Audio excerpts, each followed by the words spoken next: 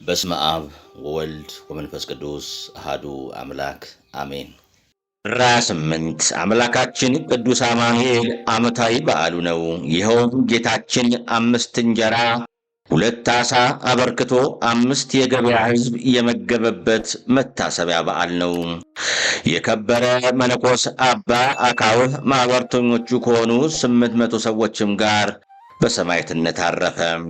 እመቤታችን ከሰዓት ውስጥ አውጥታ ያዳነችውና በረፍቱም ጊዜ በሦስተኛው ቀን በ3 ሰዓት ወደ እኔ ትመጣለህና ደስ ይበል ያለችው የከበረ አይሁዳዊው ቅዱስ ዮሴፍ ዕረፍቱ ነው። 7 ጊዜ ታላላቅ አሰቃቂ መከራዎችን በመቀበል ሰማዕትነቱን የፈጸመው ቅዱስ ቀለሚንጦስ ዕረፍቱ ነው። ቅዱስ ቀለሚንጦስ ሰማዕት። ይኸውም ቅዱስ ኪራስ ከሚባል አገር ስሟ አክሮስያ የምትባል የመበለት ልጅ የከበረ ቀለሚንጦስ ጥር 28 ቀን በሰማዕትነት ያረፈ ነው። ይህም በገላትያ ነገሥታት በአርያኖስና በሉቂዮስ ዘመን የተፈጸመ ነው።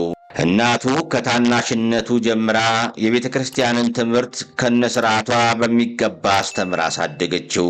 በ12 ዓመቱም በጾም በጸሎትና ስግደት መጋደል ጀመረ። አገልግሎቱንም በማብዛት እንደ 3 ደቂቅ ሥጋን ፈጽሞ በመተው ጥራጥሬ ብቻ የሚመገብ ሆነ። ዜናውም በከሃዲው ንጉሥ በዲዮቅልጥያኖስ ዘንድ ስለተሰማ ወደ እርሱ አስመጣውና ልጁ ያደርገው ዘንድ ሸነገለው። የንጉሡንም ትእዛዝ ባልሰማና ጌታችንን በማመን በጸና ጊዜ ታላቅ ሥቃይን አሰቃየው። ጌታችንም ፈወሰውና ያለ ጉዳት ጤነኛ አድርጎ አስነሳው። ቅዱስ ቀለሚንጦስ 7 ታላላቅ አሰቃቂ ሥቃዮችንና መከራዎችን በመቀበል ነው ሰማዕትነቱን የፈጸመው። ንጉሡም ማሰቃየት በሰለቸው ጊዜ ይህ መሰሪ ከቶ እንደ እርሱ ያለ መሰሪ አላየሁም፣ ለአማልክትም ይሠዋ ዘንድ ምናልባት ልቡን መመለስ ብችል እነሆ ወደ አንተ ላኩት ከምትል መልእክት ጋር ወደ ሮሙ ንጉሥ ላከው። የሮሙ ንጉሥም ይሸነግለው ዘንድ የወርቅ ልብሶችን አስመጥቶ ሰጠው። ቀጥሎም እንደሚሾመው ለቅዱስ ቀለሚንጦስ ገባለት። እርሱ ግን ፈጽሞ እምቢ አለው። ንጉሡም በዚህ በጣም ተቆጥቶ አካሉን ሕዋሳቱን በመቆራረጥ አሰቃየው። ጌታችንም ፍጹም ጤነኛ አደረገው። ይህም 2ኛ ምስክርነቱ ነው። የሮሙ ንጉሥም ማሰቃየት በሰለቸው ጊዜ ወደ ኒቆምዲያ ንጉሥ ወደ መክስሚያኖስ ላከው።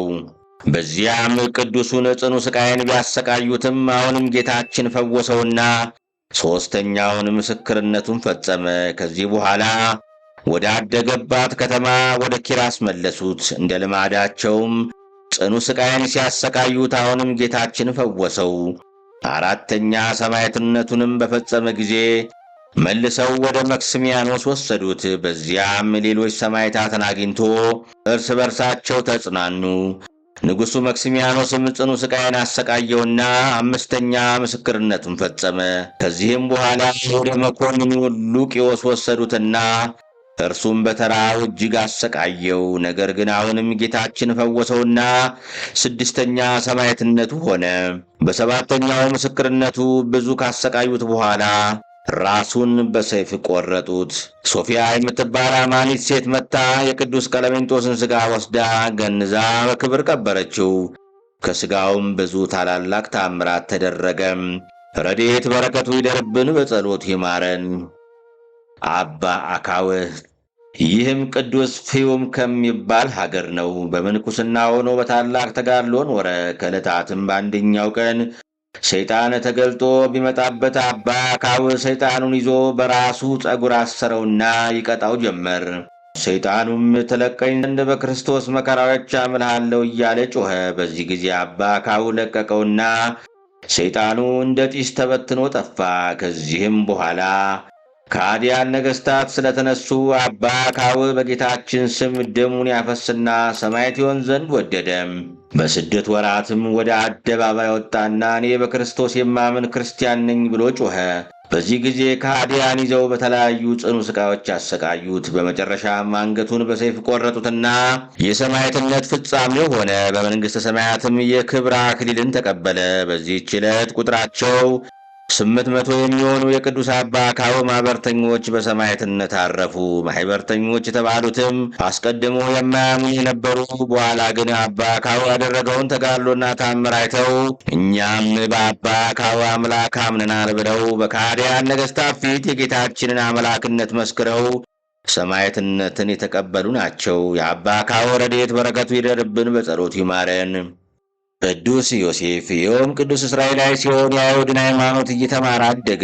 መጻሕፍቶቻቸውንም ሁሉ የተማረ ነው። በአንዲት ዕለትም እየተማሩ ሳሉ የክርስቲያን ልጆችን ተመለከታቸውና ከእነርሱ ጋር ትደምረው ዘንድ እናቱን ለመናት። እርሷም ወስዳ በደመረችው ጊዜ ቤተ ክርስቲያንን መጻሕፍት ተማረና የሃይማኖት ፍቅር በልቡ አደረ። ከአንድ ክርስቲያን ወጣት ጋር ተገናኝቶ ወደ ቤተ ክርስቲያን ወሰደውና ቅዱስ ሥጋውንና ክቡር ደሙን ተቀበለ። በማግስቱም መዘምራን ከዮሴፍ ጋር ተሰብስበው ልብሶቻቸውን እንደ ድንኳን መጋረጃ አምሳል በመስራት ከቤታቸው ዳቦ በማምጣት በጨዋታ መልክ ከውስጣቸው ሊቀ ጳጳሳትን፣ ኤጲስቆጶሳትን በመሾም የቅዱስ ቁርባን ሥርዓትን ሠሩ። የዮሴፍም አይሁዳዊ አባቱ መሐው ይህን በሰማ ጊዜ ተናዶ ልጁን አሰረው። በውስጡም እሳትን የተመላ ጉድጓድ ወዳለበት ወህኒ ወስዶ ጨመረውና በላዩ የእቶን በር ዘጋበት። ነገር ግን የታዘዘ የእግዚአብሔር መልአክ መጥቶ እሳቱን አቀዘቀዘው። ከ7 ቀናትም በኋላ ጓደኞቹ ዮሴፍ ወደ እሳት እንደተጣለ ሰምተው እያለቀሱ ስሙን እየጠሩ መጡ። ዮሴፍም ከውስጥ ሆኖ በጌታዬ በኢየሱስ ክርስቶስ እናት በእመቤቴ ማርያም እርዳታ እኔ በሕይወት አለሁና ወንድሞቼ አታልቅሱ፣ እመቤቴ ከእሳቱ በልብሷ ሸፍና ድናኛለችና አላቸው። እነርሱም ይህንን በሰሙ ጊዜ አድንቀው ሄደው ለሊቀ ጳጳሱ ተናገሩ። እርሱም ወዲያው ተነሳና ከካህናት ጋር ወንጌልን፣ መስቀልንና ማዕጠንትን ይዘው ሄዱ። ከእቶኑ ሰዓት ሲደርሱ ጸሎት አደረጉና ዮሴፍን ከማሰሪያው ፈትተው አወጡት። ከዚህ በኋላ የዮሴፍ አባት አይሁዳዊ መሐው በልጁ ላይ ባየው ተአምር ተደንቆ የእመቤታችንን አማላጅነትና የልጇን አምላክነት አውቆ መጥቶ በሊቀ ጳጳሳቱ እግር ስር ወድቆ በጌታችን ስም አመነና ከነ ቤተሰቡ ተጠመቀ። ዮሴፍም ከዋሻ ገብቶ በ7 ቀን አንድ ጊዜ ብቻ እየተመገበ በታላቅ ተጋድሎ መኖር ጀመረ። በእንደዚህ ያለ ተጋድሎም 28 ዓመት ኖረ። በመጨረሻም የረፍቱ ጊዜ እንደቀረበ አውቆ በሰማዕቱ በቅዱስ ጊዮርጊስ ስም ወደ ተሠራች ቤተ ክርስቲያን ገብቶ በእመቤታችን ስዕል ፊት ቆሞ ወደ ተወዳጅ ልጇ ታማልደው ዘንድ ለመናት። በዚህም ጊዜ ከስዕሏ ውስጥ በሦስተኛው ቀን በ3 ሰዓት ወደ እኔ ትመጣለህና ደስ ይበልህ አለችው። በነገረችውም ዕለትና ሰዓት በሰላም አረፈ። የብርሃን እናቱ ወላዲተ አምላክ ለእኛም ትለመነን። ተአምራተ እግዚእ። ጌታችን በመዋዕለ ስብከቱ ብዙ ተአምራትን ሰርቷል። እያንዳንዱ ግን ቢጻፍ ዓለም ለራሷ ባልበቃች ነበር። ከእነዚህም መካከል አምላካችን ኢየሱስ ክርስቶስ በመዋዕለ ሥጋዌው በዚህ ዕለት በ7 እንጀራና በጥቂት ዓሣ ሴቶችና ሕፃናትን ሳይጨምር 4,000 ሰዎችን በቸርነቱ አበርክቶ አጥግቧል። ደቀ መዛሙርቱም 7 ቅርጫት ማዕድ አንስተዋል። ጌታችን በካህሊነቱ የተራቡትን ሲያጠግብ እንዲሁ አይደለም። በጊዜው የነበሩ አይሁድ ጠማሞች ነበሩና እነርሱን ምላሽ በሚያሳጣ መንገድ ነበር እንጂ አይሁድ ላለማመን ብዙ ጥረት ነበራቸውና በዚህ ዕለትም እንጀራውን አበርክቶ ሲያበላቸው ጊዜው መሻሽ ላይ ነበር። ምክንያት ጠዋት ላይ ቢሆን ከቤታችን የበላ ነው ሳይጎድል ብለው ከማመን ይርቁ ነበርና። ሁለተኛ ከውሃ ጋር አድርጎታል። መታጠቢያ ብናጣ በደንብ ሳንበላ ቀረን እንዳይሉ። ሦስተኛ ሳር የበዛበት ቦታ ላይ አድርጎታል። ምክንያቱም መቀመጫ ብናጣ በደንብ ሳንበላ ቀረን እንዳይሉ። አራተኛ ከከተማ ርቆ ምድረ በዳ ላይ አድርጎታል። ያማ ባይሆን ፈጣን ደቀ መዛሙርቱ ተሯሩጠው እየገዙ አቀረቡለት ባሉ ነበርና። ለመድኃኒታችን ክርስቶስ አምልኮና ምስጋና ይሁን። አማኑኤል አምላካችን ጣዕመ ፍቅሩን ያሳድርብን፣ አሜን።